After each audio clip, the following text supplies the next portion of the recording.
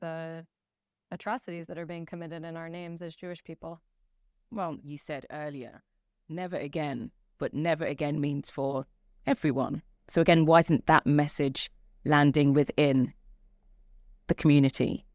Well, there's actually thousands of Jewish people around the world, including Jewish Israelis, who are speaking out against the violence happening in Gaza right now. The U.S. in particular, we're seeing thousands of American Jews, showing up to rallies, calling for a ceasefire, seeing the violence in Gaza and feeling echoes of violence that our people have experienced in the past, and saying that the lesson of what we have learned from the fight against anti-Semitism is a universal message of fighting against racism and discrimination and state violence, not just for us, but for all people.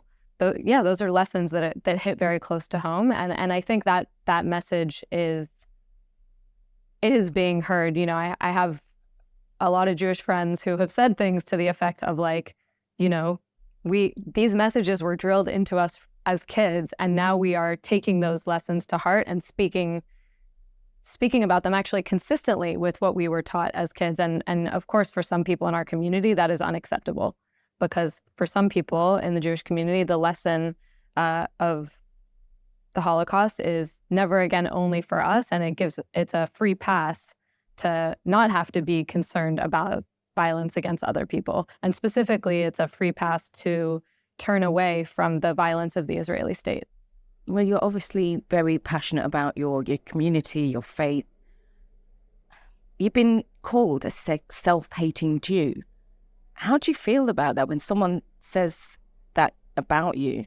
All because you're just questioning what you've been taught or how you've been raised. One of the primary strategies of Israel advocacy is to, collapse that rich tradition of debate and to kind of say there can only be one Jewish position on this issue, which is supporting Israel. And anybody who dissents from that is self-hating, is a traitor. And it's just so counterfactual to what actually the history of Jewish life is. I mean, there have always been Jews who dissented against Zionism. There have always been deep debates about Israel and what the relationship of Jews around the world should be to the state, and just deep disagreements about Israeli government policy. I mean, the idea that that Israel is an apartheid state is something that Israelis talk about, and abroad that's cast as, this act of treason to say that. Well, talk to me about that. How has this war changed the dynamics between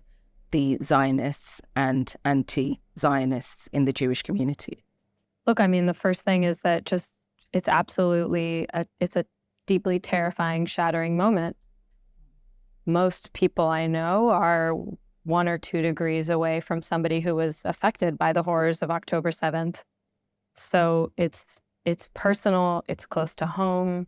In these moments of this much crisis and trauma, it's often hard to actually have level-headed conversations. It reveals the extent to which people have been able to look away from the reality on the ground, and the reality that the state of Israel has a system that guarantees rights for one group of people, for Jewish people, and denies them from an entire other group of people, Palestinians, under the rule of the government. And, human rights experts, security experts, academics, civil society members have been warning for years that this situation is unsustainable and that it's a security risk to Israelis as well as to Palestinians. You cannot keep people under this horrific amounts of oppression and expect, it not to explode at some point. And we're in a very painful moment of those warnings coming to fruition. I think that people who have not been facing that reality are not even able to comprehend it. They want to say this came out of nowhere. This was completely unprovoked. I'm not justifying the violence of October 7th. I am saying that to get beyond this moment of devastation, we have to understand how we got here.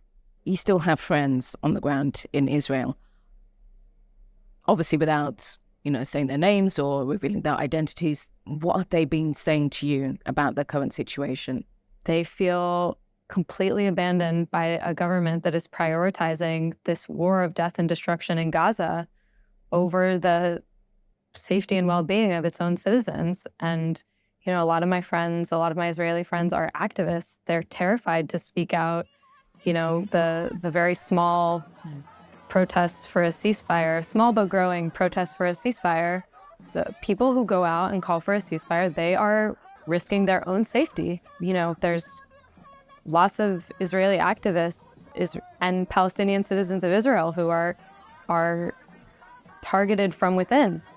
And it's a very, very scary time for them. And not to mention, these are people who are speaking out, having lost family members, friends, community members on October 7th. The Israeli human rights community is speaking out against the war in Gaza for a future of safety and equality and freedom for all people after having faced so much of their own personal devastation and loss and being called traitors also by, fellow citizens and by the government. You feature in a new film called Israelism, and it argues that, or it shows like young Jewish Americans, they're raised to defend the state of Israel. And I think there was a line in an article that you're raised to see Israel as a Jewish Disneyland.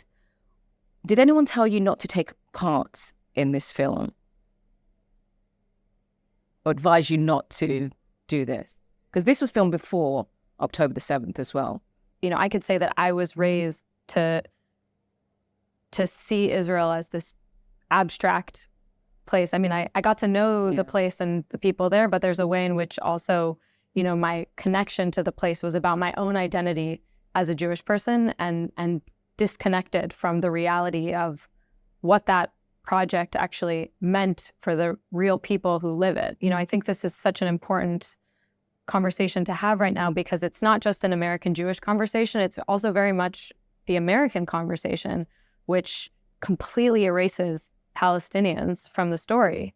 I mean, we have, members of the US government, members of Congress who they have hosted 2 vigils since October 7th to mourn the Israeli lives lost on October 7th.